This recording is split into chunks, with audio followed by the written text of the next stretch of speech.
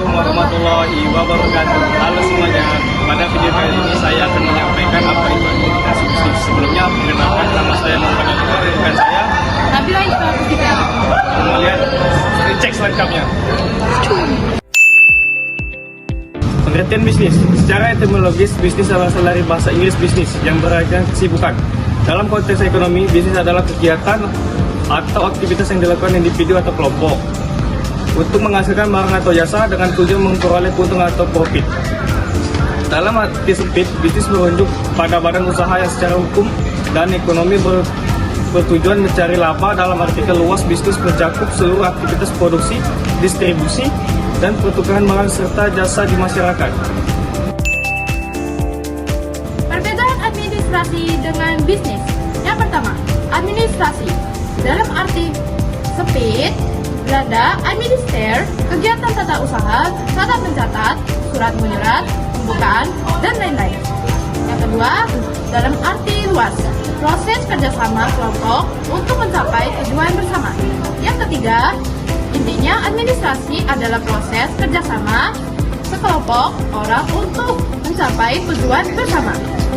Dan yang kedua adalah bisnis, kegiatan jual beli produk, barang, dan jasa. Dan yang kedua, dilakukan secara terorganisir untuk memperoleh keuntungan. Dan yang ketiga, bertujuan untuk memenuhi kebutuhan dan memberikan kepuasan masyarakat. Administrasi bisnis dibagi menjadi tiga. Yang pertama, proses kerjasama dalam menghasilkan dan mendistribusikan barang atau jasa. Yang kedua, tidak hanya untuk keuntungan kelompok tetapi juga memberi manfaat bagi masyarakat yang luas. Yang ketiga, berorientasi pada pencapaian tujuan bersama dan kemaslahatan banyak pihak. Administrasi bisnis digerakkan oleh kepemimpinan dan manajemen. Kepemimpinan, level strategis, berorientasi jangka panjang dan perubahan organisasi. Dan yang kedua, menentukan visi, misi, tujuan, dan strategis bisnis. Dan yang ketiga, outward looking, melihat peluang, tantangan, lingkungan. Dan yang keempat, berfokus pada penyelarasan arah dan memberi inspirasi. Dan yang kelima, memberi pedoman utama bagi seluruh organisasi.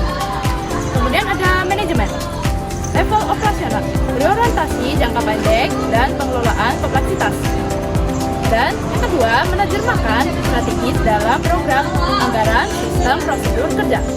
Dan yang ketiga, bersifat inward looking, mengawasi pelaksanaan tugas. Dan yang keempat, berfungsi untuk perencanaan, perorganisasian, dan pergerakan pengawasan. Faktor yang mempengaruhi administrasi bisnis di bidang usaha dibagi menjadi 6. Yang pertama itu politik rencana keseimbangan dan aspek kelembagaan. Yang kedua, pasar uang dan modal. Dan yang ketiga, pasar tenaga kerja manajemen. Yang keempat, kondisi perekonomian umum. Yang kelima, faktor sosial masyarakat, budaya, pendidikan, kebutuhan dan pertumbuhan penduduk. Dan yang keenam, perkembangan prasarana dan teknologi.